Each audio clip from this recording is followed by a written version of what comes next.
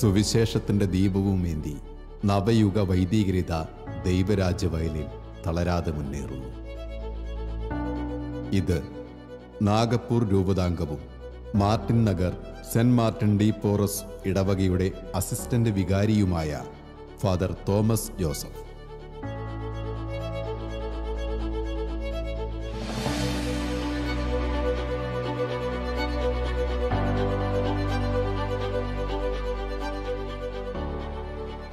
ഏറെക്കാലം നാഗപ്പൂർ പിതാവായിരുന്ന വിരുതിക്കുളങ്കര പിതാവിൻ്റെ സെക്രട്ടറിയായി സേവനം ചെയ്ത ഈ മിഷണറി വൈദികൻ തൻ്റെ ദൈവരാജ്യ വയലിലെ അനുഭവങ്ങൾ നമ്മോട് പങ്കുവെക്കുന്നു.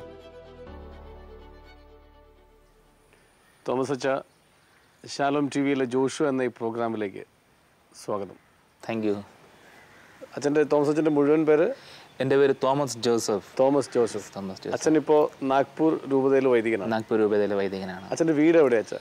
എൻ്റെ സ്വദേശം കൊല്ലത്താണ്. കൊല്ലത്തെവിടെ? കൊല്ലത്ത് പ്രാക്കുളം എന്ന് പറഞ്ഞ ഒരു ചെറിയ ഗ്രാമത്തിലാണ് എൻ്റെ സ്വദേശം. വീട്ടിലാരൊക്കെ ഉണ്ട് അച്ഛൻ? എനിക്ക് പപ്പായും മമ്മിയും എൻ്റെ ഒരു ചേച്ചിയുമുണ്ട്. നിങ്ങൾ രണ്ട് മക്കളാണ്? രണ്ട് മക്കളാണ്. ഏക ആൺസന്തതിയാണ് സെമിനാരിൽ ചേർന്നിരിക്കുന്നത്. പപ്പയും മമ്മി ഇപ്പോഴും ഉണ്ടല്ലോ? പപ്പായും മമ്മി ഇപ്പോഴും ഉണ്ട്. എങ്ങനെയായിരുന്നു അച്ഛൻ്റെ ഈ ഒരു വൈദിക ജീവിതത്തിലേക്കുള്ള ആഗ്രഹം? അച്ഛൻ കുഞ്ഞുനാൾ മുതൽ ആഗ്രഹിച്ച് നടന്ന ആളാണോ? അത് എങ്ങനെയാണ് ദൈവവിളിയുടെ ഒരു തിരിച്ചറിവുണ്ടായത്? തീർച്ചയായിട്ടും ഞാൻ കുഞ്ഞുനാൾ മുതൽ പള്ളിയുമായിട്ട് ഒത്തിരി ബന്ധപ്പെട്ട ഒരാളായിരുന്നു. എൻ്റെ അമ്മാമ്മ, പപ്പാടെ അമ്മ എല്ലാ ദിവസവും രാവിലെ പള്ളിയിൽ പോകുമായിരുന്നു. അപ്പോൾ അമ്മാമ്മയുമായിട്ട് എല്ലാ ദിവസവും രാവിലെ ഞാൻ പള്ളിയിൽ പോകാനായിട്ട് ശ്രദ്ധിച്ചൊരാളായിരുന്നു. 4ാം ക്ലാസ്സിലായപ്പോൾ തന്നെ ഞാൻ അൾത്താര ബാലകനായിട്ട് ഒരുപാട് സേവനം ചെയ്തു. അങ്ങനെ കുഞ്ഞുനാൾ മുതൽ പള്ളിയും പള്ളിയും ചുറ്റുപാടുമായിട്ട് ഞാൻ ഒരുപാട് ബന്ധപ്പെട്ട ഒരു വ്യക്തിയായിരുന്നു. അത് നിന്നാണ് എനിക്ക് ഒരു വൈദികനാകണം എന്നുള്ളൊരാഗ്രഹം കൂടുതലായിട്ടുണ്ടായത്. പിന്നെ എന്നെ കൂടുതൽ സ്നേഹിച്ച 2 വൈദികന്മാരുണ്ട്. ഒന്ന് കൊല്ലം രൂപതയിൽ നിന്നുള്ള ഒരു സ്റ്റീഫൻ ജി കുളക്കായത്തിൽ എന്ന് പറഞ്ഞ അച്ഛൻ.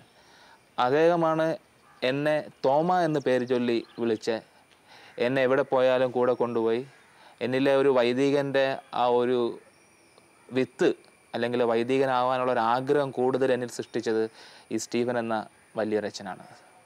പിന്നെ അതുപോലെ തന്നെ ഒരു സേവ്യർ ലാസർ എന്ന് പറഞ്ഞ 2 വ്യക്തിത്വങ്ങൾ, സേവ്യർ ലാസർ എന്ന അച്ഛനും സ്റ്റീഫൻ അച്ഛനും, ഇവരിലാണ് എന്നിൽ ആ പുരോഹിതനാകാനുള്ള ഒരു തീഷ്ണത എന്നിലെപ്പോഴും എനിക്ക് പ്രചോദനമായി മാറിയത്.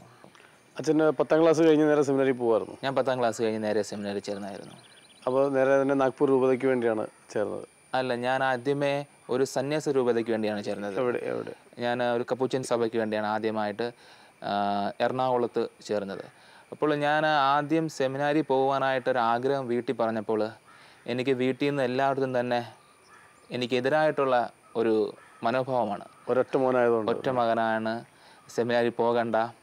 അപ്പോൾ എൻ്റെ ജീവിതത്തിൽ ഏറ്റവും ഒരു വേദന നിറഞ്ഞ ഒരു അനുഭവം സ്റ്റാർട്ടിങ് അതായിരുന്നു. കാരണം എൻ്റെ പപ്പ പറഞ്ഞു സെമിനാരി പോകണ്ട, അമ്മ പറഞ്ഞു സെമിനാരി പോകണ്ട. പക്ഷേ ഞാൻ അവരുടെയൊക്കെ ഒരു വാക്കിന് അല്ലെങ്കിൽ അവരെയൊക്കെ അതിനപ്പുറമായിട്ട് ചിന്തിച്ചുകൊണ്ടാണ് ഞാൻ ആ ഒരു തീരുമാനം എടുത്തത്. പക്ഷേ ഞാൻ ഇപ്പോഴും ഓർക്കുന്നുണ്ട്, ഞാൻ സെമിനാരി പോകാനായിട്ട് ക്യാമ്പിന് പോയി. അത് പപ്പയുടെ പെർമിഷൻ ഇല്ലാതെ, അനുവാദമില്ലാതെ ഞാൻ ക്യാമ്പിന് പോയാൽ. ക്യാമ്പ് കഴിഞ്ഞ് തിരിച്ചു വന്നപ്പോൾ പപ്പ അറിഞ്ഞു ഞാൻ ക്യാമ്പിന് പോയ കാര്യം. ആ പപ്പ എൻ്റെ അമ്മയോട് പറഞ്ഞു എന്നെ സെമിനാരി വിടണ്ട, എന്നെ +2 പഠിക്കട്ടെ, വേറെ എന്തെങ്കിലുമൊക്കെ പഠിക്കട്ടെ എന്ന് പറഞ്ഞു. എൻ്റെ പപ്പ ഒരു മത്സ്യബന്ധനത്തിന് പോകുന്ന ഒരാളാണ്. അന്ന് ബോട്ട് എടുക്കാനായിട്ട് വെച്ചിരുന്ന സമയത്ത് പപ്പ അമ്മയെ ഫോൺ വിളിച്ച് പറഞ്ഞു അവൻ്റെ ഇഷ്ടം അതാണെങ്കിൽ അങ്ങനെ പോയിക്കോട്ടെ. അങ്ങനെ അവിടാണ് ദൈവത്തിൻ്റെ വലിയൊരു ഇടപെടൽ ഞാൻ എൻ്റെ ജീവിതത്തിൽ ആദ്യമായിട്ട് മനസ്സിലാക്കിയത്. കാരണം തുടക്കം തന്നെ എൻ്റെ വീട്ടിൽ നിന്നും ആകെ ഉള്ള ഒരു മകനാണ്. അന്നേരം അവൻ അച്ഛനാവാൻ പോകണ്ട എന്നുള്ള ഒരു മനോഭാവം ഉണ്ടായിരുന്നു. പക്ഷേ കുഞ്ഞുനാൾ മുതലുള്ള ആഗ്രഹം, എന്തോ ഒരു തീഷ്ണമായൊരു ആഗ്രഹം എൻ്റെ ഉള്ളിലുണ്ടായിരുന്നു. അച്ഛനാവണം എന്നുള്ള വലിയൊരു ആഗ്രഹം. ആരെന്ത് ചോദിച്ചാലും ഞാൻ പറയും അച്ഛനാവാൻ പോകും. ഇവൻ സ്കൂളിലാണെങ്കിൽ ഞാൻ അത്ര വലിയ പഠിക്കുവാനായിട്ട് ഭയങ്കര പഠിത്തക്കാരനല്ലായിരുന്നു. എങ്കിലും ടീച്ചർമാർ ചോദിക്കുമ്പോഴേക്കും ഞാൻ പറയുമായിരുന്നു എനിക്ക് അച്ഛനാവാനുള്ള ആഗ്രഹമാണ്. അതുകൊണ്ടാണ് തീർച്ചയായിട്ടും കപ്പുച്ചിൻ സഭയിൽ വന്നത്. കപ്പുച്ചിൻ സഭയിൽ അതിനുശേഷം പിന്നീട് എപ്പോഴാണ്? ഞാൻ കപ്പുച്ചിൻ സഭയിൽ ഫിലോസഫി പഠനത്തിന് ശേഷമാണ് ഞാൻ നാഗ്പൂർ രൂപതയിൽ അഭിവന്തി എബ്രഹാം പിതാവിനോടൊപ്പം അദ്ദേഹത്തെ നേരിട്ട് കാണുകയും അങ്ങനെ എബ്രഹാം പിതാവിനോടൊപ്പം നാഗ്പൂരിലേക്ക് വരികയും ചെയ്തു. അങ്ങനെ ആദ്യമായിട്ട് റീജൻസി കാലഘട്ടങ്ങളാണ് ഞാൻ നാഗ്പൂരിലേക്ക് ജോയിൻ ചെയ്തത്. വൈദിക പരിശീലന കാലഘട്ടം എത്ര വർഷം, മൊത്തം എത്ര വർഷമായിരുന്നു? എൻ്റെ 12 വർഷമായിരുന്നു. 12 വർഷം. ഈ 12 വർഷത്തെ ചില ഓർമ്മകൾ അച്ഛൻ്റെ ജീവിതത്തെ, കാരണം അച്ഛൻ വന്ന കൊല്ലം എന്ന് പറഞ്ഞൊരു പ്രദേശം, അച്ഛൻ്റെ സാഹചര്യം, വീട്ടിൽ നിന്ന് മാറി നിൽക്കണ്. അതും വീട്ടുകാർക്ക് തീർച്ചയായിട്ടും ഏക മകൻ്റെ മാറ്റി നിർത്തി വീട്ടുകാർക്കുള്ളതുപോലെ അച്ഛനും വീട്ടിൽ നിന്ന് മാറി നിൽക്കാൻ വിഷമമൊക്കെ ഉണ്ടായി കാണുമല്ലോ. ഇതെല്ലാം വെച്ചിട്ട് 12 വർഷത്തെ പരിശീലനം അല്ലെങ്കിൽ എത്ര അച്ഛൻ്റെ ജീവിതത്തെ എങ്ങനെ സഹായിച്ചു? ഒരു വൈദികൻ്റെ ജീവിതത്തിൽ അവൻ എപ്പോഴും ഓർക്കുന്ന ഒരു അവസ്ഥയെന്ന് പറയുമ്പോൾ അവൻ ആദ്യമായി വീട്ടിൽ നിന്ന് പോകുന്ന ഒരവസ്ഥയാണ്. ഞാൻ ഇപ്പോഴും ഓർക്കുന്നുണ്ട്, എൻ്റെ അമ്മയും എൻ്റെ ചേച്ചിയും കൂടിയാണ് സെമിനാരിൽ ചേർക്കുവാനായിട്ട് കൊണ്ടുവന്നത്. അപ്പോൾ ഞങ്ങളുടെ ഒരു കുമ്പസാര കൂടിൻ്റെ ആ പള്ളിയുടെ ആശ്രമത്തെ പള്ളിയിൽ കുമ്പസാര കൂടിൻ്റെ അടുത്ത് വെച്ചാൽ അമ്മ എൻ്റെ അവസാനമായിട്ട് എൻ്റെ കൈ പിടിച്ചത്. അപ്പോൾ എൻ്റെ ജീവിതത്തിൽ ഇപ്പോഴും അതൊരു വല്ലാത്തൊരു ഓർമ്മയായിട്ട് ഞാൻ അമ്മയെ കൈ പിടിച്ചു. അങ്ങനെ അമ്മയുടെ കൈ ഇങ്ങനെ തട്ടി മാറ്റി ഞാൻ മുന്നോട്ട് പോകുന്നൊരു മനോഭാവം. കാരണം എന്ന് വെച്ച് കഴിഞ്ഞാൽ എൻ്റെ മനസ്സിൽ ഇപ്പോഴും നിൽക്കുന്നു വൈദികനാകണമെന്നൊരു വലിയൊരു ആഗ്രഹം. അങ്ങനെ അന്നേരം അമ്മയുടെ ഇങ്ങനെ കൈ തട്ടി മാറ്റി ഞാൻ ഇങ്ങനെ എൻ്റെ അമ്മ ഇങ്ങനെ കുനിഞ്ഞ് കരയുന്നുമുണ്ട്, ഞാൻ നടന്ന് നീങ്ങുന്നുമുണ്ട്. ആ ഒരു ഓർമ്മ ഒരു സ്റ്റാർട്ടിംഗ് ആയിട്ട് എൻ്റെ മനസ്സിലുണ്ട്. പലപ്പോഴും എൻ്റെ ജീവിതത്തിൽ പല പ്രതിസന്ധികളുണ്ടാകുമ്പോൾ, പ്രശ്നങ്ങളുണ്ടാകുമ്പോൾ പെട്ടെന്ന് ഞാൻ ഓർക്കുന്നത് കരഞ്ഞ് പ്രാർത്ഥിക്കുന്ന എൻ്റെ അമ്മയുടെ മുഖമാണ്. കാരണം ഒരു വൈദികൻ്റെ ജീവിതത്തിൽ അവൻ്റെ അമ്മയുടെ പ്രാർത്ഥന വളരെ ശക്തമാണ്. അപ്പോൾ എൻ്റെ ഈ സെമിനാരി ജീവിതം ഫസ്റ്റ് ഇയർ തൊട്ടേ ഒരുപക്ഷെ സെമിനാരിയിൽ ഒരു നല്ല കുട്ടിയെ പോലെ ഞാൻ വളർന്നു വന്നു. പക്ഷേ ഒരു ഫസ്റ്റ് ഇയർ സെക്കൻഡ് ഇയർ കാലഘട്ടങ്ങളിലൊക്കെ ഒത്തിരി പഠിക്കുവാനായിട്ടും ഒത്തിരി വളരുവാനുമായിട്ടൊക്കെ ഒത്തിരി സഹായങ്ങൾ സഭ നമുക്ക് വേണ്ടി ചെയ്തു. എൻ്റെ പപ്പ ഒരു മത്സ്യബന്ധനത്തിന് വന്ന വ്യക്തിയാണ്. അങ്ങനെ സാധാരണ കുടുംബത്തിൽ നിന്ന് വളർന്നു വന്ന ഒരു വ്യക്തിയാണ് ഞാൻ. അങ്ങനെ പഠിക്കുവാനായിട്ട് വലിയ സാഹചര്യങ്ങൾ ഉണ്ടായിട്ടും ഒരുപക്ഷെ തിരിച്ചറിഞ്ഞിട്ടില്ല. അപ്പോൾ ഈ സെമിനാരിയിൽ വന്നതിന് ശേഷമാണ് ഈ പഠിക്കുവാനും വളരുവാനും അങ്ങനെ കൂടുതൽ കാര്യങ്ങളിൽ നമ്മൾ തന്നെ രൂപപ്പെടുത്തുവാനായിട്ട് സാധിക്കുന്നത് സെമിനാരി വന്ന ശേഷമാണ്. അത് സെമിനാരി ഒരു വ്യക്തിക്ക് ഒരു തുറവി കൊടുക്കുകയാണ്. അവൻ്റെ ജീവിതത്തിൽ അവർ ആരായി തീരണം, അല്ല ക്രിസ്തുവിന് വേണ്ടി എങ്ങനെ ജീവിക്കണം എന്നുള്ളൊരു തുറവി സെമിനാരി നൽകുക. ആ തുറവിക്ക് വേണമെങ്കിൽ ആദ്യമായിട്ട് നമ്മളെ തന്നെ അവിടെ സമർപ്പിക്കണം. എൻ്റെ ബാച്ചിൽ ഞാൻ ഇപ്പോഴും ഓർക്കുന്നുണ്ട്, ഞങ്ങൾ ഏകദേശം 72 പേരാണ് അന്ന് സെമിനാരി ചേർന്നത്. ഇപ്പം ഞങ്ങൾ 72 പേരിൽ ഇപ്പോൾ ആകെ 4 പേര് അച്ഛനായിട്ടുള്ളൂ. അപ്പോൾ എൻ്റെ കൂടെയുള്ളവർ ഒത്തിരി നല്ല പഠിക്കുവാനായിട്ട് കഴിവുള്ളവരുണ്ടായിരുന്നു. ഒത്തിരി നല്ല ഡിഫറെൻറ്റ് കപ്പാസിറ്റിയിൽ വ്യത്യസ്തമായ സാഹചര്യങ്ങളിൽ വളരുവാനായിട്ടുണ്ടായിരുന്നു. പക്ഷേ അതെല്ലാം തമ്പുരാൻ നമുക്ക് ഓരോ അവസരങ്ങൾ നൽകി നമ്മൾ ഉയർത്തുകയാണെന്നാണ് ഞാൻ സെമിനാരി ഫോർമേഷനിൽ നിന്ന് പഠിക്കുന്നത്. അച്ഛൻ്റെ ഈ സെമിനാരി ജീവിതം ഒരു ചെറിയ കാര്യം അതോട് ബന്ധപ്പെട്ട് വീണ്ടും ചോദിക്കുന്നത്, എന്തുകൊണ്ടാണ് നാഗ്പൂർ പോലത്തെ ഒരു മിഷൻ പ്രദേശം അച്ഛൻ്റെ മനസ്സിൽ ഇത്രയും കയറിപ്പറ്റിയും അവിടെ ചൂസ് ചെയ്യാനുള്ള കാരണം? കാരണം ഇന്ത്യയുടെ ജോഗ്രഫിക്കലി സെൻട്രൽ ഇന്ത്യയാണ്, ഇന്ത്യയുടെ കൃത്യം നടുവാണ് നാഗ്പൂർ എന്ന് പറയുന്നത്, ഒരു വലിയ മിഷൻ ഏരിയയാണ്. തീർച്ചയായിട്ടും. എന്തുകൊണ്ടാണ് അങ്ങനത്തെ ഒരു രൂപത തിരഞ്ഞെടുക്കുന്നത്? അതിന് പ്രത്യേകിച്ചൊരു കാരണമെന്ന് വെച്ച് കഴിഞ്ഞാൽ എൻ്റെ ഒരു ജീവിതത്തിൽ ഒരു ഡിസിഷൻ മേക്കിങ്ങിൻ്റെ ടൈം വന്നപ്പോഴത്തേക്ക് ഡിസിഷൻ മേക്കിങ്ങിനാണ് ഞാൻ ഡിവൈൻ റിട്രീറ്റ് സെൻറ്ററിൽ പോയത്. അപ്പോൾ ഞാൻ നാഗ്പൂർ രൂപതയിലെ ഒരു വൈദികനുമായിട്ട് പരിചയപ്പെടുകയാണ്. ധ്യാനത്തിന് ചെന്നത് ആദ്യ ദിവസം ഞാൻ പ്രാർത്ഥിച്ച പ്രാർത്ഥന ഇതാ: ഞാൻ നിൻ്റെ വയലിൽ ജോലി ചെയ്യണമെങ്കിൽ ഈ ധ്യാനം തീരുന്നതിന് മുമ്പേ എനിക്കൊരു മറുപടി നൽകണം. ഞാനിതിപ്പം പലപ്പോഴും ഞാൻ അഗസ്ത്യൻ വല്ലൂർ അച്ഛനെ കണ്ട് ധ്യാനിപ്പിക്കാൻ വേണ്ടി നാഗ്പൂർ വന്നപ്പോഴും ഞാൻ അച്ഛനോട് പറഞ്ഞ ഡിവൈൻ റിട്രീറ്റ് സെൻറ്ററും എൻ്റെ ജീവിതവുമായിട്ടുള്ള ബന്ധം, ആ പടി ഞാൻ ആദ്യം ചവിട്ടിയപ്പം പ്രാർത്ഥിച്ച പ്രാർത്ഥന ഏതാ: എൻ്റെ ജീവിതം നിനക്ക് വേണ്ടിയാണെങ്കിൽ ഈ പരിശുദ്ധമായ ഇടം വിട്ടുപോകുമ്പോൾ എനിക്കൊരു ഉത്തരം നൽകണം. ആ ഉത്തരമാണ് എബ്രഹാം പിതാവ്. അന്ന് ആ അച്ഛനുമായിട്ട് ഞാൻ കാണുകയും അച്ഛന് പറഞ്ഞു, എനിക്കിങ്ങനെ ഒരു ഡിസിഷൻ മേക്കിംഗ് ടൈമാണ്, എനിക്കൊരു പുതിയൊരിടം ഞാൻ കണ്ടെത്തുവാൻ ശ്രമിക്കുകയാണ്. അപ്പോൾ അച്ഛൻ പറഞ്ഞ്, എൻ്റെ പിതാവ് ഇവിടെ വരുന്നുണ്ട്, നാഗ്പൂരിലെ പിതാവ് വരുന്നുണ്ട്, പിതാവിനെ കാണുക. അങ്ങനെ ഞാൻ ഇപ്പോഴും ഓർക്കുന്നുണ്ട്, റൂം നമ്പർ 56 ഡിവൈൻ റിട്രീറ്റ് സെൻ്ററിലെ ഗസ്റ്റ് റൂം, അവിടെ പോയിട്ട് ഞാൻ എബ്രഹാം പിതാവിനെ ആദ്യമായിട്ട് കാണുകയാണ്. അപ്പോൾ എന്നോട് പറഞ്ഞു, പിതാവ് ഒരു 10 മിനിറ്റ് ശേഷം വരിക, വീണ്ടും സംസാരിക്കാം. അങ്ങനെ എൻ്റെ ആദ്യത്തെ ഒരു അനുഭവം, പിതാവുമായിട്ടുള്ള ഒരു ആദ്യത്തെ അനുഭവം ഉണ്ടാകുന്നത് ആ ഒരു റിട്രീറ്റ് സെൻറ്ററിൽ വെച്ച്. അവിടെ നിന്നാണ് പിതാവുമായിട്ടുള്ള ഒരു ബന്ധം ഞാൻ രൂപപ്പെടുത്തുന്നത്, എബ്രഹാം പിതാവുമായിട്ട്. അങ്ങനെയാണ് ഞാൻ നാഗ്പൂരായിട്ട് ചെല്ലുവാനും ആ മിഷൻ പ്രവർത്തനങ്ങളെ കാണുവാനും അവിടെ ഒരു സ്റ്റാർട്ടിംഗ് ആയിട്ട് എനിക്ക് ഒരു ഓപ്പണിങ് കിട്ടിയത് നാഗ്പൂരായിട്ട് പോകാനായിട്ട്. വൈദികനായത് ഏത് വർഷമാണ് അച്ഛൻ? ഞാൻ 2016 ഏത് മാസം? മെയ് 11-ാം തീയതി. മെയ് 11. അച്ഛൻ്റെ വൈദിക ജീവിതത്തിൽ ആ വൈദികനായ ഒരു ദിവസമാണല്ലോ ഏറ്റവും പ്രധാനപ്പെട്ട ഒരു കാര്യം. അതിനെക്കുറിച്ചുള്ള അച്ഛൻ്റെ ചില ഓർമ്മകളൊന്ന് പറയാൻ പറ്റും? ഒരു പക്ഷേ ഞാൻ ഏറ്റവും കൂടുതൽ നന്ദി പറഞ്ഞുകൊണ്ട് കരഞ്ഞൊരു ദിവസം. ഒരു വൈദികനായി തീരുക എന്നുള്ളത് ബാല്യകാലങ്ങളിൽ ഞാൻ കൊണ്ടു നടന്ന ഏറ്റവും വലിയൊരു സ്വപ്നമാണ്.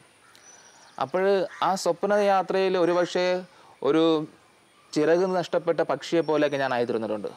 ചിറക് അറ്റു വീണ ഒരു പക്ഷിയെ പോലെ. അല്ലെങ്കിൽ ജീവിതത്തിൽ ഒരു മനുഷ്യനും സംഭവിക്കാനാവാത്ത ഫോർമേഷൻ കാലങ്ങളിൽ നമ്മൾ അനുഭവിക്കുന്ന വേദനകളുണ്ട്.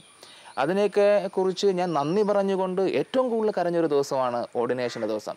അച്ഛൻ വീണ്ടും ഈ ദൈവം വഴി നടത്തിയതിനെക്കുറിച്ച് ഇത്ര ബോധ്യത്തോടെ പറയുമ്പോൾ അച്ഛൻ്റെ ജീവിതാനുഭവത്തിൽ മുമ്പ് അച്ഛൻ ഉപയോഗിച്ച വാക്കുപോലെ ഒരുപക്ഷെ പരിശീലന കാലഘട്ടത്തൊക്കെ ഒരു ചിറകറ്റ് വീണ പക്ഷിയുടെ ഒരു അനുഭവം ഉണ്ടായിട്ടും ദൈവം മുമ്പോട്ട് നടത്തിയതിന് നന്ദി പറയുകയായിരുന്നു എന്ന് പറഞ്ഞല്ലോ. തീർച്ചയായിട്ടും അത് എന്താണ് ദൈവപരിപാലനയുടെ ഏതെങ്കിലും മറ്റ് അനുഭവങ്ങൾ എന്തെങ്കിലും കൃത്യമായി കൂടുതൽ പറയാനുണ്ടെങ്കിൽ അച്ഛൻ പറയണം. അതിലേക്ക് പോകുന്നതിന് മുമ്പ് വീണ്ടും നമ്മൾ പലവട്ടം പരാമർശിച്ചത് നാഗ്പൂർ ആർച്ച് ബിഷപ്പിനെ കുറിച്ചാണ്. തീർച്ചയായിട്ടും വളരെ അടുത്ത കാലത്ത് വളരെ ആകസ്മികമായി, തീർച്ചയായിട്ടും ദൈവത്തിൻ്റെ പദ്ധതിയാണെങ്കിലും ആകസ്മികമായി മരണപ്പെട്ട ആർച്ച് ബിഷപ്പ് എബ്രഹാം പെരുതുളങ്ങര പിതാവ് എല്ലാവർക്കും പ്രിയപ്പെട്ട പിതാവായിരുന്നു. വ്യക്തിപരമായിട്ട് എനിക്കും വളരെ പ്രധാനപ്പെട്ട വളരെ അടുപ്പമുള്ളൊരു പിതാവായിരുന്നു. പിതാവിൻ്റെ ആ ഒരു ജീവിതത്തെക്കുറിച്ചുള്ള ചില ഓർമ്മകൾ, ജീവിതം എങ്ങനെ ഒരു വൈദികൻ എന്ന രീതിയിൽ അച്ഛനെ സ്വാധീനിച്ചു എന്ന് 2 വാക്ക് പറയാൻ തോന്നുന്നു. തീർച്ചയായിട്ടും പിതാവിനെക്കുറിച്ച് ഓർക്കുമ്പോൾ എൻ്റെ മനസ്സിൽ ഒരുപാട് നല്ല ഓർമ്മകളുണ്ട്. കാരണം പിതാവ് എന്നിലെ ഒരു വലിയൊരു വൈദികനാവാനുള്ള ഒരു പോസിബിലിറ്റിയെ മനസ്സിലാക്കിക്കൊണ്ട് എന്നെ ആദ്യമായിട്ട് പിതാവിൻ്റെ ബിഷപ്പ് ഹൗസിലാണ് റീജൻസിക്ക് അപ്പോയിൻ്റ് ചെയ്തത്. റീജൻസിക്ക് അപ്പോയിൻ്റ് ചെയ്തപ്പോൾ എന്നോട് പറഞ്ഞു, ഞാൻ ആദ്യമായിട്ടാണ് ഒരു ബ്രദറിനെ ഇവിടെ റീജൻ്റായിട്ട് അപ്പോയിൻ്റ് ചെയ്യുന്നത്. അപ്പം നീ ഇവിടെ റീജൻസി ചെയ്യുക, അടുത്ത വർഷം തിയോളജിക്ക് പോകും.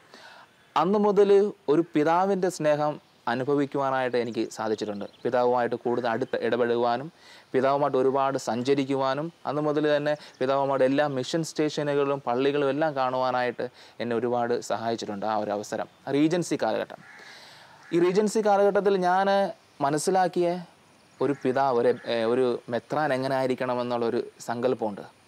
മനുഷ്യരോട് അടുത്ത് അവരുമായിട്ട് ഒന്നായി അവരോടൊപ്പം ഒരാളായി ജീവിക്കുക എന്നുള്ളൊരു മനോഭാവം എബ്രഹാം പിതാവ് കൊണ്ട് നടന്നു. അതുകൊണ്ട് തന്നെയാണ് മറ്റെല്ലാവരേക്കാളും എബ്രഹാം പിതാവിനെ ഒരു വ്യത്യസ്തനാക്കുന്നത്, എല്ലാവരിലും ഒരുവനായിട്ടും. പ്രത്യേകിച്ച് ഞാൻ ഓർക്കുന്നത്, നമ്മളൊരു പ്രോഗ്രാമിനൊക്കെ ഒരു സ്ഥലത്ത് പോയി കഴിഞ്ഞാൽ എബ്രഹാം പിതാവ് ഒരുപക്ഷെ അകത്ത് വളരെ സമൃദ്ധമായിട്ട് ആഹാരം ഒരുക്കി വെച്ചിരിക്കും പിതാവിന് വേണ്ടി.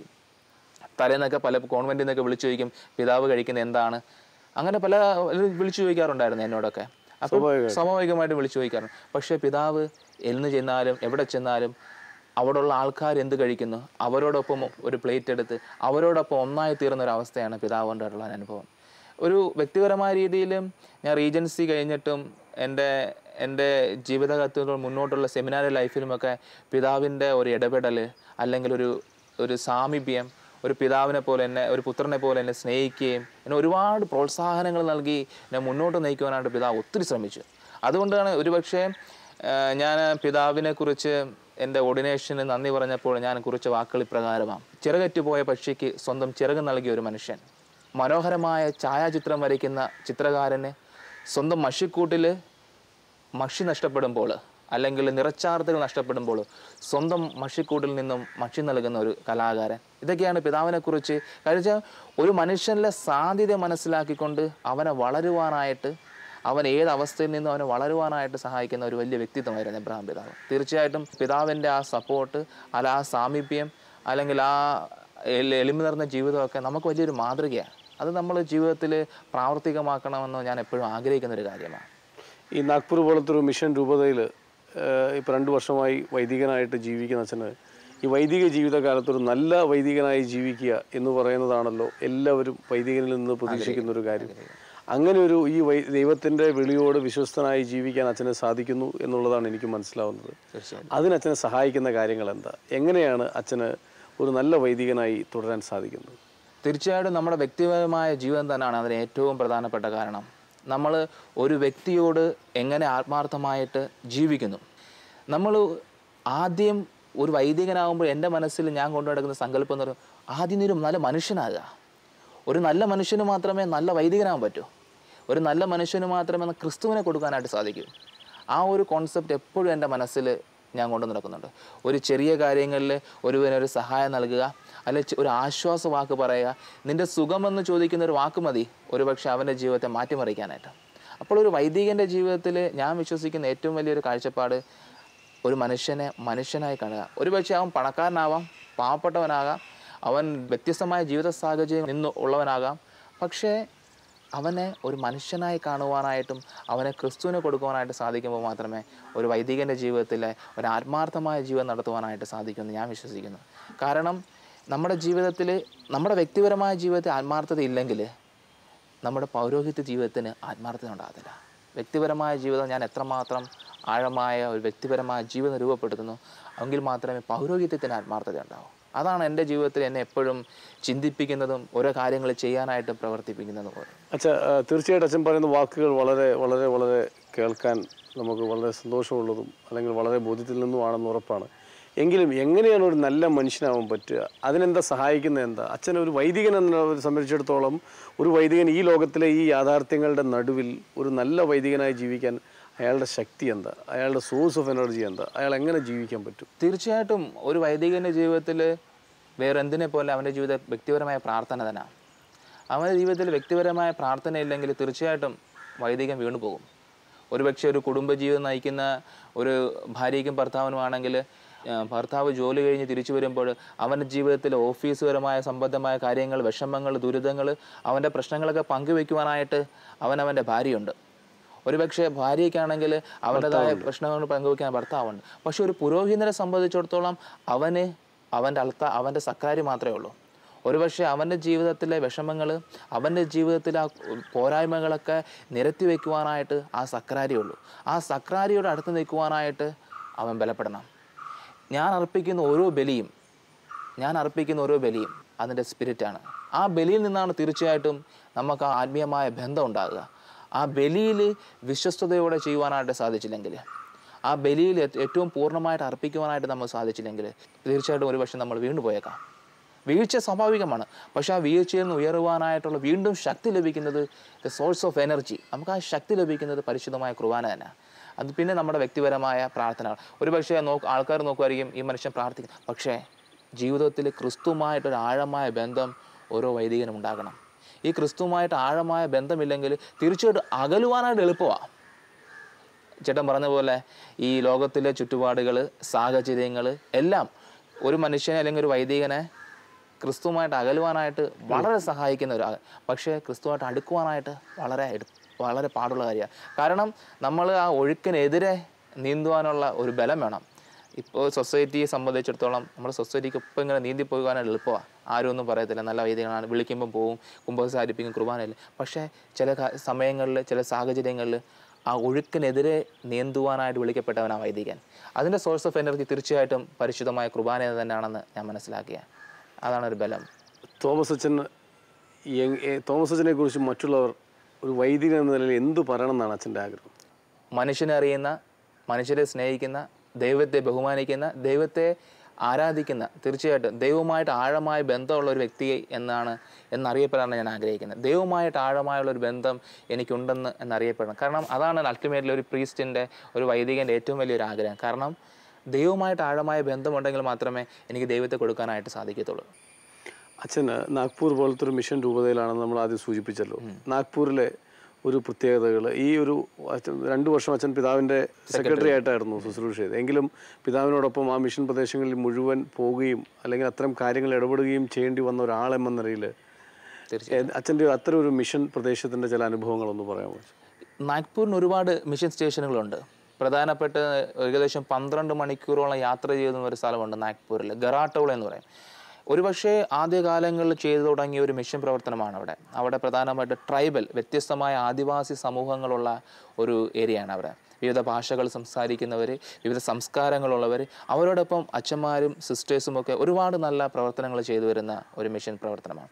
പക്ഷേ എൻ്റെ ഒരു കാഴ്ചപ്പാടനുസരിച്ച് ക്രിസ്തുവിനെ നൽകുക എന്നുള്ളത് ഒരു ചലഞ്ച് തന്നെ. ഒരു വൈദികനാവും, അല്ലെങ്കിൽ ഒരു ക്രിസ്ത്യാനിയാവാം, അല്ലെങ്കിൽ ഒരു സിസ്റ്ററാവാം, ആർക്കായാലും ക്രിസ്തുവിനെ കൊടുക്കുക എന്ന് പറഞ്ഞൊരു ചലഞ്ചാണ്. പക്ഷേ ആ ക്രിസ്തുവിനെ കൊടുക്കണമെങ്കിൽ ഒരു ക്രിസ്തു അനുഭവം ഉണ്ടായിരിക്കണം. അപ്പോൾ ഒരു മിഷണറി ആകുക, അല്ലെങ്കിൽ ഒരു മിഷണറി വൈദികനാകുക, ഒരു മിഷൻ പ്രവർത്തനത്തിൽ ഏർപ്പെടുക എന്നുള്ളതിൻ്റെ ആദ്യത്തെ ഒരു ഫസ്റ്റ് സ്റ്റെപ്പ് എന്ന് പറയുമ്പോൾ ഒരു ക്രിസ്തു അനുഭവം ഉണ്ടാകണം.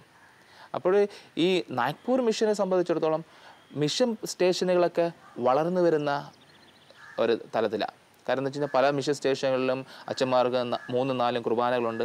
അവർ വില്ലേജുകളിൽ പോകണം, ആ വില്ലേജുകൾ ആൾക്കാരുമായിട്ട് കുർബാന അവരെ വീടുകളിൽ ചെല്ലണം. അങ്ങനെ ഒരു വീടുകളുമായിട്ട് അല്ലെങ്കിൽ ആൾക്കാരുമായിട്ട് ഇടപെട്ട് പോകുന്ന ഒരു പ്രത്യേകമായ സ്ഥലമാണ് നാഗ്പൂർ മിഷൻ സ്റ്റേഷൻസ്. ഞാൻ വീണ്ടും ചോദിക്കുന്നത്, ഒരുപക്ഷെ ഇന്ന് ധാരാളം ആളുകൾ ഇന്ത്യയുടെ പല പ്രദേശങ്ങളിലേക്കും, അല്ലെങ്കിൽ ഇന്ത്യയുടെ പോലെ സെൻട്രൽ ഇന്ത്യയിൽ പല പ്രദേശങ്ങളിലേക്കും വളരെ ഒരു സഹായകമായ ഒരു അതിരൂപത കൂടിയാണ് അല്ലേ നാഗ്പൂർ അതിരൂപത എന്ന് പറയുന്നത്. അപ്പോൾ അത്തരം ഒരു മിഷൻ കേന്ദ്രങ്ങളെക്കുറിച്ചുള്ള അച്ഛൻ്റെ അനുഭവത്തിൻ്റെ പശ്ചാത്തലത്തിലും കൂടി ഇന്ന് അത്തരം മിഷൻ മേഖലകളിൽ ദൈവവിളി കിട്ടി ശുശ്രൂഷ ചെയ്യേണ്ട ആളുകൾ, അല്ലെങ്കിൽ അങ്ങനത്തെ ഒരു മിഷണറി ശുശ്രൂഷയ്ക്ക് വേണ്ടിയുള്ള ആളുകളുടെ ദൈവവിളികളുടെ പ്രാധാന്യം എന്തുമാത്രമാണെന്ന് അച്ഛനോട്? തീർച്ചയായിട്ടും എബ്രഹാം പിതാവ് നാഗ്പൂർ വന്നതിന് ശേഷം അദ്ദേഹം എടുത്ത ആദ്യത്തെ ഒരു തീരുമാനമായിരുന്നു നാഗ്പൂരിൽ വൈദികനാവുന്നവരുടെ അവരെ പട്ടം നാഗ്പൂർ വെച്ച് നടത്തുക. അതിന് ആദ്യത്തെ തീരുമാനം പിതാവ് എടുത്ത കാരണം അവിടെ നിന്ന് ദൈവവിളികളെ പ്രോത്സാഹിപ്പിക്കുക. എന്താണ് ഒരു പുരോഹിതൻ, ആരാണ് ഒരു പുരോഹിതൻ, അവൻ എവിടെ നിന്ന് വരുന്നു, ഒരു കുടുംബത്തിൽ നിന്നും കുടുംബത്തിൽ നിന്നും വന്നിട്ട് സഭയ്ക്കും സമൂഹത്തിനു വേണ്ടി ജീവിക്കുന്ന ഒരു വ്യക്തി. ആ ഒരു സങ്കല്പം അവിടുത്തെ മനുഷ്യരുടെ മനസ്സിലിട്ടത് എബ്രഹാം പിതാവനാണ്. കാരണം പിതാവ് വന്നിട്ടാണ് ഈ ഒരു ആദ്യത്തെ തീരുമാനം എടുത്തത്, അവിടെ ആര് ഓർഡിനേഷനായാലും അവിടെ വെച്ച് നടത്തുക. പിന്നീട് കുറച്ച് നാളുകൾക്ക് ശേഷം അവിടെ നിന്ന് തന്നെ ഒരുപാട് ലോക്കൽ വൊക്കേഷൻസുകളുണ്ടായി. ലോക്കൽ വൊക്കേഷനുകൾ രൂപപ്പെടുവാനായിട്ടും അവർ ഫോർമേഷനിൽ വരുവാനായിട്ടും അവർ വൈദികരാകുകയും അവർ തീർച്ചയായിട്ടും ഒരുപാട് നല്ല കാര്യങ്ങൾ ആ വൈദികർ ചെയ്യുന്നുണ്ട്, തീർച്ചയായിട്ടും ചെയ്യുന്നുണ്ട്. അവിടുത്തെ ലോക്കലിൽ നിന്ന് വരുന്ന വൈദികർ ഒരുപാട് ചെയ്യുന്നുണ്ട്. പക്ഷേ എൻ്റെ ഒരു കാഴ്ചപ്പാടനുസരിച്ച് ഒരു വൈദികനാകണമെങ്കിൽ അവൻ്റെ ഒരു വ്യക്തിപരമായിട്ടൊരു ക്രിസ്തു അനുഭവം അവൻ പേഴ്സണൽ ലൈഫിൽ ഉണ്ടാകണം. അല്ലെങ്കിൽ പിന്നെ പലപ്പോഴും ഫോർമേഷനിൽ വെച്ച് നമ്മുടെ പ്രശ്നങ്ങളും പോരായ്മകളും വേദനകളും ഉണ്ടാകുമ്പോഴൊക്കെ അതിജീവിക്കുവാനായിട്ട് അവന് കഴിയാതെ പോകുന്നു. ഈ ഒരു അതിജീവനം വളരെ ജീവിതത്തിൽ പ്രധാനമാണ്. കാരണം എന്താ വെച്ചാൽ അതില്ലെങ്കിൽ നമ്മുടെ ജീവിതത്തിൽ മുന്നേറുവാനായിട്ട് നമുക്ക് സാധിക്കുകയില്ല, വ്യക്തിപരമായ ജീവിതത്തിൽ സാധിക്കാറില്ല. നാഗ്പൂരിൽ വൈദികൻ ഒരായിത്തീരുക ഒരു ചലഞ്ചാണ്. കാരണം അവൻ്റെ ജീവിതത്തിൽ ഒരുപക്ഷെ മറ്റുള്ള സ്ഥലങ്ങളിൽ നിന്ന് ലഭിക്കുന്നതോ അല്ലെങ്കിൽ മറ്റുള്ള ഡയസിസിൽ നിന്ന് രൂപപ്പെടുന്നതായിട്ടുള്ള വലിയ പ്രതീക്ഷകളൊന്നുമില്ല. ഒരു നല്ല വൈദികനായിട്ട് ജീവിക്കണമെങ്കിൽ തീർച്ചയായിട്ടും ഒരുപാട് കാര്യങ്ങൾ നാഗ്പൂരിൽ ചെയ്യുവാനായിട്ടും ഒരു വൈദികന് സാധിക്കുമെന്നാണ് ഞാൻ വിശ്വസിക്കുന്നത്. അച്ഛന് കൊല്ലം പോലത്തൊരു സ്ഥലത്തുനിന്ന് ഞാൻ കുറച്ചുകൂടെ വ്യക്തമായി പറഞ്ഞാൽ വളരെ ഒരു സാധാരണ ജീവിത സാഹചര്യങ്ങളിൽ നിന്ന് തീർച്ചയായിട്ടും ദൈവം എടുത്തുയർത്തി ഒരു വൈദിക ഇതിലേക്ക് കൊണ്ടുപോയി പ്ലേസ് ചെയ്ത സ്ഥലം നാഗ്പൂരാണ്. ഭാഷ വ്യത്യാസമുണ്ട്, കൾച്ചർ വ്യത്യാസമുണ്ട്. ഇതൊക്കെ അച്ഛനെ സ്ട്രഗിൾ ചെയ്തില്ലേ? അപ്പോൾ അങ്ങനത്തെ ഒരു സ്ഥലത്ത് പോയി ഈ ഭാഷയൊക്കെ ബുദ്ധിമുട്ടുണ്ടായില്ലേ അച്ഛന്? തീർച്ചയായിട്ടും. ആദ്യകാലങ്ങളിലൊക്കെ എനിക്ക് ഭാഷ വളരെ ബുദ്ധിമുട്ടായിരുന്നു. ഞാൻ ഇപ്പോഴും ഓർക്കുന്നുണ്ട്, ഞാൻ റീജൻസി പഠിക്കുന്ന സമയത്ത് എല്ലാ ദിവസവും 5 വാക്കുകൾ ഹിന്ദി വാക്കുകൾ എഴുതി എൻ്റെ പോക്കറ്റിലിടുമായിരുന്നു. അന്നേരം എല്ലാ ദിവസവും വൈകിട്ട് ഈ പിതാവ് ഞങ്ങൾ സപ്പറിന് കഴിഞ്ഞിട്ട് പിതാവിനെ കാണുമ്പോൾ പിതാവ് എന്നോട് ചോദിക്കുക എല്ലാ ദിവസവും ഈ 5 വാക്കുകൾ ഹിന്ദി വാക്കുകൾ. അങ്ങനെ ഈ ഹിന്ദി അങ്ങനെ ഞാൻ പതുക്കെ ഹിന്ദിയിൽ നാഗ്പൂരാണെങ്കിൽ ഹിന്ദിയാണ് കൂടുതൽ സംസാരിക്കുന്നത്, അവിടെ ഭാഷ കൂടുതൽ ഹിന്ദിയാണ്. പിന്നെ അവിടുത്തെ ആൾക്കാരും അവിടെ ഒരുപാട് ഈവൻ കേരളത്തിനുള്ളവരായാലും മറ്റുള്ള സംസ്ഥാനങ്ങളിൽ നിന്ന് തമിഴ്നാട് ആന്ധ്ര ഇങ്ങനെ ഒരുപാട് സ്ഥലത്തു നിന്ന് ആൾക്കാരാണെങ്കിലും ഒരു അണ്ടർസ്റ്റാൻഡിങ് മനസ്സിലാക്കുവാനായിട്ടുള്ള എല്ലാവരും അംഗീകരിക്കുവാനായിട്ടുള്ള ഒരു മനോഭാവമുള്ളവരാണ്. നമ്മൾ പ്രത്യേകിച്ച് ട്രൈബൽ സമൂഹത്തിലൊക്കെ പോകുമ്പോൾ അവരോടൊപ്പം ആയിത്തീരുക. ഞാൻ ഓർക്കുന്നുണ്ട്, ഒരു മിഷൻ എക്സ്പീരിയൻസിന് പോയത് ഒരു പള്ളിയിൽ ഏകദേശം ഒരു കാടിന് നടുവിലായിരുന്നു. ഏകദേശം 1 മണിക്കൂറോളം സിറ്റിയിൽ നിന്ന് അകത്തു പോയിട്ടുള്ള ഒരു മിഷൻ എക്സ്പീരിയൻസ് ആയിരുന്നു. അത് നാഗ്പൂരിന് പുറത്തുള്ള ഒരു സ്ഥലമാണ്. ഞാൻ ഇപ്പോഴും ആ മിഷൻ എക്സ്പീരിയൻസ് തീർച്ചയായിട്ടും ഓർക്കുന്നുണ്ട്. ഞാൻ സെമിനാരിയിൽ നിന്നാണ് ആ എക്സ്പീരിയൻസിന് വേണ്ടി പോയത്. 1 മാസം ആ കാടിന് നടുക്കുള്ള പള്ളിയിലാണ് താമസിച്ചത്. ഞാൻ ചെന്ന ദിവസം തന്നെ അവിടുത്തെ അച്ഛനോട് പറഞ്ഞു, ഇത് നക്സൽ അഫക്റ്റഡ് ഏരിയ. ഞാൻ രാവിലെ ഈ റൂട്ടിൽ പോയി കഴിഞ്ഞാൽ ഈ റൂട്ടിൽ തന്നെ തിരിച്ചു വരില്ല, ഞാൻ വേറെ റൂട്ടിലാണ് തിരിച്ചു വരുന്നത്. കാരണം ഇത് നക്സൽ അഫക്റ്റഡ് ഏരിയ ആണ്. നമ്മൾ പോകുമ്പോഴെല്ലാം അവർ വീക്ഷിക്കും, നമ്മൾ ആക്രമിക്കാനുണ്ടെങ്കിൽ അവർ തിരിച്ചു വരുമ്പോൾ തീർച്ചയായിട്ടും ആക്രമിക്കും. അങ്ങനെ ഞാൻ ചെന്ന ദിവസം തന്നെ അച്ഛൻ ഈ ഒരു എക്സ്പീരിയൻസ് എന്നോട് പറഞ്ഞു. പിന്നെ അച്ഛനോട് പറഞ്ഞു, നമുക്ക് സ്വന്തമായിട്ട് സൂക്ഷിക്കാനായിട്ട് ഒന്നുമില്ല. എനിക്ക് കിട്ടുന്ന കുറച്ച് പൈസകളൊക്കെ ഇവിടെ ഹൗസ് മെയിൻ്റെനൻസ് കിട്ടുന്ന പൈസയൊക്കെ ഞാൻ വെക്കുന്ന ഷൂസിനകത്തൊക്കെ അതിനകത്ത് നിന്ന് വരെ അവരെടുത്തുകൊണ്ട് പോകും. അങ്ങനെ ഒരു ജീവിക്കുവാനായിട്ട് ഒരു വൈദികന് ഒട്ടും സാധ്യമല്ലാത്ത ഒരിടത്തിലേക്ക് എന്നെ ഒരു മിഷൻ എക്സ്പീരിയൻസ് വിട്ടു. അങ്ങനെ ഒരു മാസക്കാലം തീർച്ചയായിട്ടും ഞാൻ ആ മിഷൻ എക്സ്പീരിയൻസ് അനുഭവിച്ചു. രാവിലെ സ്കൂളുകളിൽ പഠിപ്പിക്കും, വൈകിട്ട് അച്ഛനുമായിട്ടൊരു 3 മണിയാകുമ്പോൾ യാത്ര തുടങ്ങുമ്പോൾ ഞാൻ ഇട്ടത് 4 പാൻസാണ് അന്ന് ഇട്ടേക്കുന്നത്. കാരണം അത്രമാത്രം തണുപ്പാണ്. ഡിസംബർ മാസം ആ കാടിനുള്ളിൽ കൂടി ഇങ്ങനെ പോകണം. അപ്പോൾ അച്ഛനുമായിട്ട് ഇങ്ങനെ പുറകെ ഇരുന്ന് അവിടെ ചെല്ലുക, കുർബാന ചെല്ലുക. അവിടുത്തെ കുർബാന എന്ന് പറയുമ്പോൾ ആദിവാസികളോടൊപ്പം അവരോടൊപ്പമായിരിക്കുക. അവർ ചെല്ലും, നമ്മുടെ കൈയൊക്കെ കഴുകി നമ്മളെ സ്വീകരിക്കും, കുർബാന ചെല്ലുക. കുർബാന തുടങ്ങുന്ന രാത്രി ഒരു 9:30 മണി സമയത്താണ് കുർബാന തുടങ്ങുക. ആ സമയത്താണ് ആദിവാസികളെല്ലാം കുർബാനയ്ക്ക് വേണ്ടി ഗ്രാമങ്ങളിൽ നിന്ന് എല്ലായിടത്തു നിന്നും ഫ്രീ ആയിട്ട് ആ സമയത്താണ് അവർ വരിക. എനിക്ക് തോന്നുന്നു അച്ഛൻ ഇത്തരം ഈ ഒരു മിഷൻ എക്സ്പീരിയൻസിൻ്റെ അനുഭവങ്ങൾ കൂടുതൽ കുറച്ചുകൂടെ ഡീറ്റെയിൽഡ് ആയിട്ടും നമ്മളുടെ അടുത്ത എപ്പിസോഡിൽ പറയണം. തീർച്ചയായിട്ടും. അതുകൊണ്ട് നമുക്ക് സമയത്തിൻ്റെ ഒരു ലിമിറ്റേഷൻ കൊണ്ട് ഈ എപ്പിസോഡ് അവസാനിപ്പിക്കണം. ഞാൻ ഒറ്റ കാര്യം ചോദിക്കാൻ വേണ്ടി, അപ്പച്ചൻ്റെ അമ്മച്ചിയുടെ പേര് പറഞ്ഞില്ല. എൻ്റെ പപ്പയുടെ പേര് ജോസഫ്, അമ്മയുടെ പേര് നിർമ്മല. ഞാൻ ചോദിക്കാൻ കാരണം ഏറ്റവും കൂടുതൽ നമ്മൾ അഭിനന്ദിക്കുകയും അപ്രിഷ്യേറ്റ് ചെയ്യുകയും ചെയ്യേണ്ടത് എത്ര വിഷമത്തോടെയാണെങ്കിൽ പോലും മകനെ ദൈവത്തിൻ്റെ ശുശ്രൂഷയ്ക്ക് വേണ്ടി, ഏക മകനെ ദൈവത്തിൻ്റെ ശുശ്രൂഷയ്ക്ക് വേണ്ടി വിട്ട അപ്പച്ചനെ അമ്മച്ചിയാണ്. ജോസഫ് പേട്ടനെയും നിർമ്മല ചേച്ചിയാണ്. നമുക്ക് ഒരു സംശയമില്ല. അവരെ ദൈവം തീർച്ചയായിട്ടും ഈ മകനിലൂടെ അവരെയും അവരുമായി ബന്ധപ്പെടുന്നവരൊക്കെ അനുഗ്രഹിക്കട്ടെ എന്ന് പ്രാർത്ഥിച്ചുകൊണ്ടും അച്ഛൻ്റെ ഈ ഒരു ആദ്യ എപ്പിസോഡിൽ അച്ഛൻ്റെ പങ്കുവെക്കലുകൾക്ക് ഏറെ സ്നേഹത്തോടെ നന്ദി പറഞ്ഞുകൊണ്ട് ശിമയോനും യാക്കോബും യോഹന്നാനും വലകഴുകും വലക്കാരും വഞ്ചിക്കാരും. ശിമയോനും യാക്കോബും യോഹന്നാനും വലകഴുകും വലക്കാരും വഞ്ചിക്കാരും. ഒരു നിമിഷം കേൾക്കാമോ കേൾക്കാമോ, നിങ്ങൾക്കായി നൽകാം ഞാൻ ഇന്നൊരു സന്ദേശം.